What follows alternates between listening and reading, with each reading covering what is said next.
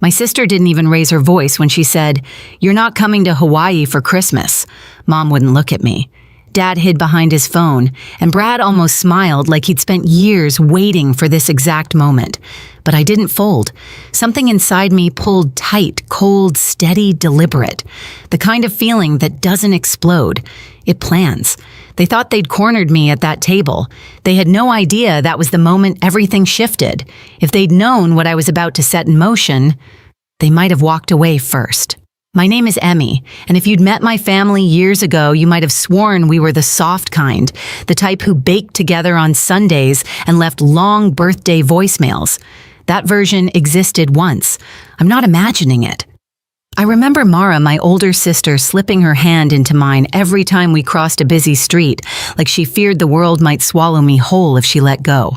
I remember us whispering in the kitchen at midnight, stealing cookies we weren't supposed to have, laughing so hard we had to hide our faces in our sleeves. She used to say, "I'll always have your back." And I believed her the way little sisters do completely. But something shifted when Brad entered the picture. Brad, my brother-in-law, arrived with big ambition, bigger opinions, and a smile that always felt a few degrees too practiced. Mara adored that shine in him. I learned slowly that every piece of attention she gave him was a piece taken from me. Not all at once. It happened inch by inch. Shorter calls, visits cut early, inside jokes that didn't include me anymore. A new rhythm in the family where I was always a half step behind, like someone had quietly turned the volume down on my existence. At first I explained it away. Mara was building a life. People grow up, stretch out, rearrange their priorities. I didn't want to seem needy or dramatic. So I stayed generous, helped when they needed an extra payment covered, answered late-night calls when Brad needed a quick favor, filled the empty spaces with understanding. That's what you do when you love someone, right? You extend grace, even when you shouldn't. But the gaps grew into something sharper. Family dinners where Mom called Mara the responsible one right in front of me. Dad shrugging off my ideas because Mara already handled it. Holidays where I arrived and realized everyone else had been there an hour earlier. Little things, yes, but little things add up. They tell a story before you're ready to admit you're reading it. Looking back, the signs were there long before Hawaii was even mentioned. A strange tension in the air when I walked into a room. Brad's smirk whenever a conversation shifted away from him. Mara's way of tucking her phone under a napkin when I approached, like my presence was an interruption. Even the group chat rebuilt without me as if I were a file too outdated to transfer. I tried to bring it up once gently. Mara brushed it off with a laugh. "You're overthinking again, Em." Maybe she believed that. Maybe she needed me to. But sitting at that dinner table the night she announced I wasn't invited to Hawaii, I realized something with a clarity that felt almost physical. This wasn't confusion or neglect or drifting apart. It was removal, deliberate, measured. And I wasn't imagining any of it. I used to tell myself families don't just decide to carve someone out. There has to be a misunderstanding, a miscommunication, something you can fix if you just stay patient enough. But the winter before the Hawaii incident proved me wrong in a way I still feel in my spine. It was at my parents' house during one of those holiday gatherings where the air smells like cinnamon and old furniture. I'd stepped away to find an extra blanket walking down the hallway lit only by the dim glow from the living room. That's when I heard Mara, my sister, through a half-closed door. Her voice was thin, almost clipped. "She's a liability," she whispered. I froze. Brad, my brother-in-law, murmured back. "She clings. Honestly, I think she wants us to feel bad taking trips without her. She's jealous." Then Mara's laugh. Short, cruel. "She can barely keep her life together. I'm tired of propping her up." A pause. "She doesn't need to come to Hawaii. She'll ruin it." I can still feel my hand tightening around the blanket I never ended up grabbing. There's a kind of quiet that knocks the air out of you, not because it's loud, but because it's suddenly obvious you've been the punchline in a conversation you weren't supposed to hear. I didn't walk in. I didn't confront them. I just stepped back into the hallway, let the noise of the house swallow me, and carried that silence like something sharp I couldn't put down. After that night, the signs didn't just multiply, they glowed. Group chats formed without me. Invitations got lost. Mara's updates about family plans became vague and summary-like, as if she was briefing a coworker she barely tolerated. When she did call, it always ended with something she needed: a ride, a transfer, a cover story. My name only popped up when it was convenient for her. And Brad, he was worse in the subtle way only smug people manage. The raised eyebrow when I arrived too early, the smirk when I offered to help and he replied, "We've got it." The way he'd correct me on things he didn't even understand just to remind me of where he believed I stood. I learned to read the air around him like weather. If he was smiling, it meant someone was about to get rain. But the turning point wasn't the hallway or the whispering. It came weeks later in the form of an email. My phone buzzed while I was cleaning up my apartment. The sender's name was my mother's, but the message wasn't meant for me. Attached was a rental contract for a beachfront property in Hawaii, and a note addressed to Mara, "Don't tell her. She'll make it dramatic. We don't need her energy ruining things." I stared at it for a long time, not because I didn't understand, but because I finally brutally did. All the little cuts, the exclusions, the quiet evasions, they weren't symptoms of people drifting apart. They were strategy, a coordinated one, and I'd been letting it happen out of love or loyalty or fear of being the one who made it dramatic. But the truth hit me with perfect clarity. I wasn't being dramatic. I was being erased. And once you understand that you don't beg for space, you take it back. I didn't react the night Mara announced Hawaii like it was a prize I'd never earned. I didn't cry, didn't chase after understanding, didn't ask what I'd done wrong. I just sat there letting that tight feeling coil in my chest the way a storm gathers in the distance. Quiet, dense, inevitable. People think anger is loud. Mine wasn't. Mine was a closing door. When I drove home that night, the sky over the city felt strangely sharp, like winter had decided to settle early. I walked into my apartment, hung up my coat, and for the first time in years, I didn't reach for reasons to excuse them. Instead, I reached for truth. Real, documented, inarguable truth. I began by pulling back. Not dramatically, just precisely. When Mara texted asking if I could spot a few hundred because Brad was in between payments, I answered with something simple: I can't. No explanations, no guilt cushioning. When she called needing me to confirm a story for her, I let it ring. When Mom tried to rope me into smoothing things over after one of their arguments, I told her gently, "I'm not getting involved anymore." Each step was small, deliberate, and strangely freeing. Then came the lake house. My parents' old place outside the city had always been a family symbol. Summer dinners, mosquito bites, laughter echoing over the water. Years ago, they'd promised it to Mara after her wedding, but they'd never finalized the paperwork. Back then, I hadn't thought much of it. Now, with the email's words still burning a line through my mind, I began to wonder. So I pulled out my own documents, checked old files, cross-referenced what I had with public records, and there it was, stark and neat. Legally, I was still co-owner. They'd never completed the transfer, which meant every renovation, every expense, every decision needed both signatures. And that wasn't the only problem. Payments were overdue. Bills hadn't been cleared. Maintenance fees were untouched. And Brad, always so sure of himself, had been renting the place out under the table to make extra cash, something I confirmed with a single call to the county office. The woman on the line politely explained that any rentals required documented owner permission from both parties. I ended the call with a new kind of calm settling into me. This wasn't revenge. Not yet.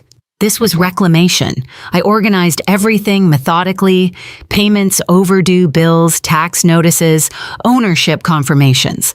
I wasn't out to hurt them. I wasn't breaking anything. I was simply gathering the pieces of a picture they hoped I'd never see.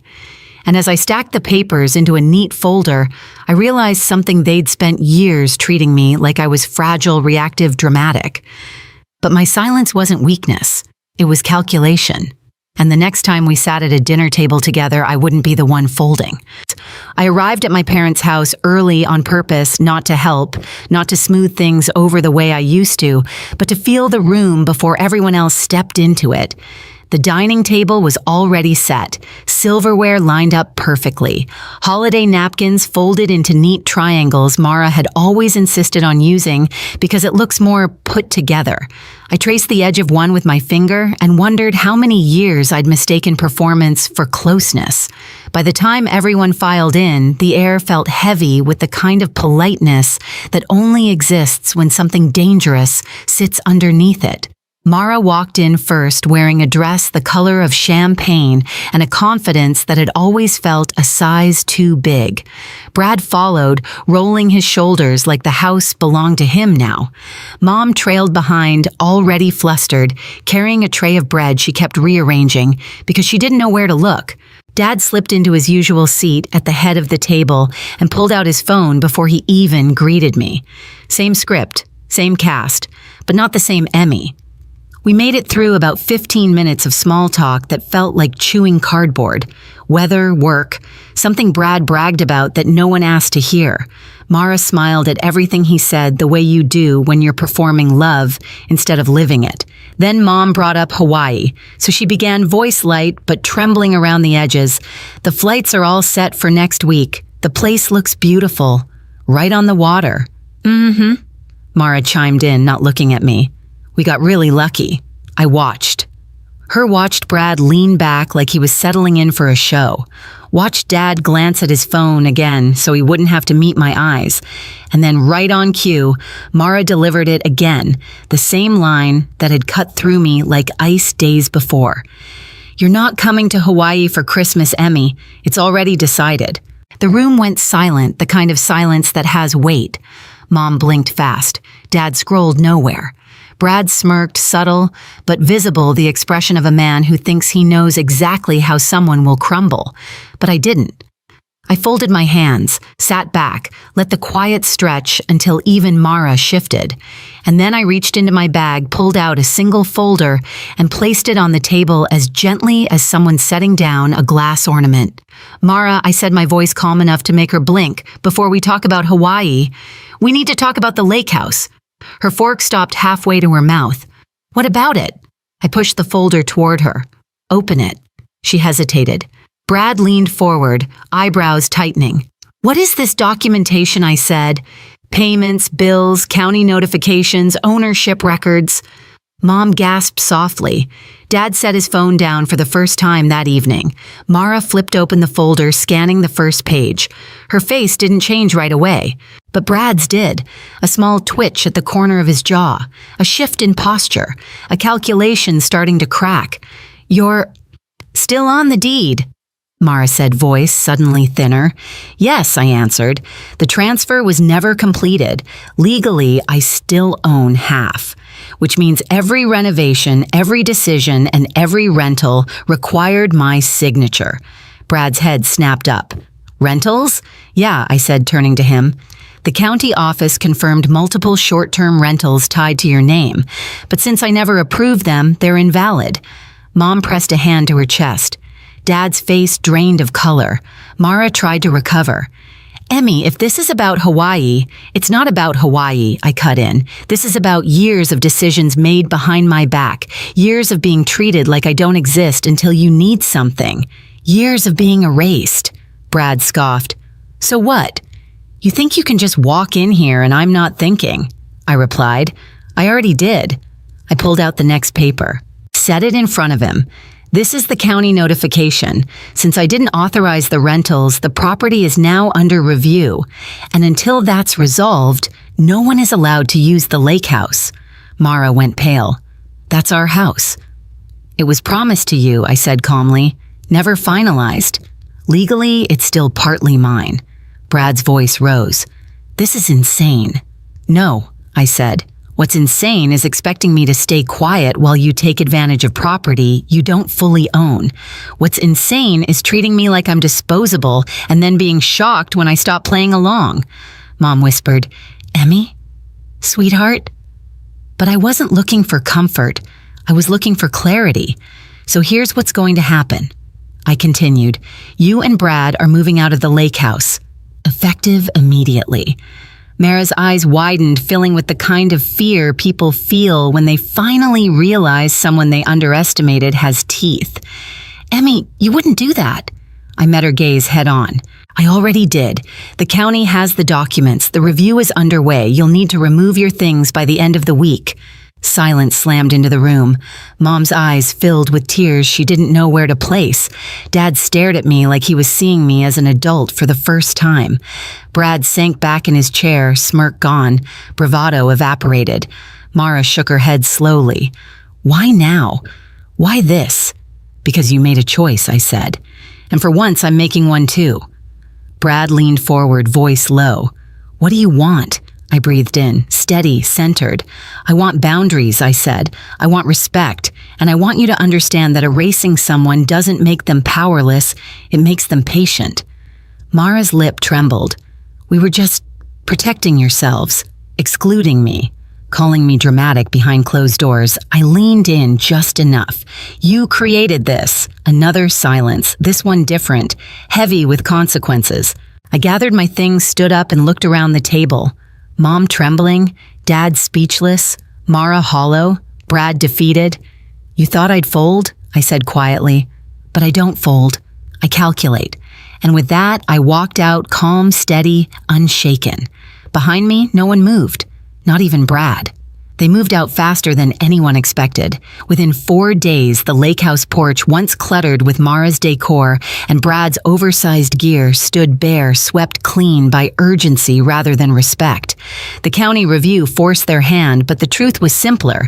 They knew dragging their feet would only expose more of what they'd tried to hide. Mom called twice, her voice soft trembling around edges she couldn't smooth anymore. Dad left a voicemail saying he never realized how bad things had gotten. I didn't return either message right away, not out of spite, just clarity. Sometimes silence isn't punishment, it's oxygen. The Hawaii trip fell apart just as quickly. Flights canceled. Plans dissolved. No one celebrated. No one posted photos. The vacation that was supposed to exclude me ended up excluding everyone. I drove to the lake house the following weekend. Winter sunlight spilled across the water, pale and steady. For the first time in years, the place felt mine, not shared, not borrowed, not tolerated. Mine. I stood on the empty porch and let the quiet settle. Not the heavy quiet I'd carried at their dinner table, but a gentler one. A quiet that made room instead of taking it. People think justice comes with noise, but sometimes it sounds like keys in your own hand turning freely in a lock no one thought you'd claim. Justice didn't come with shouting or slam doors. It came in the steady way my life stopped shrinking around people who treated me like an afterthought. Standing there at the lake house, I realized something simple. Family isn't defined by blood, but by who refuses to erase you. I'm not angry anymore. I'm not waiting for apologies that won't come. I'm building something quieter, stronger mine. If you've ever been pushed out by your own family, you're not alone. Tell me where you're watching from, share your story, and hit subscribe so you don't miss the next one.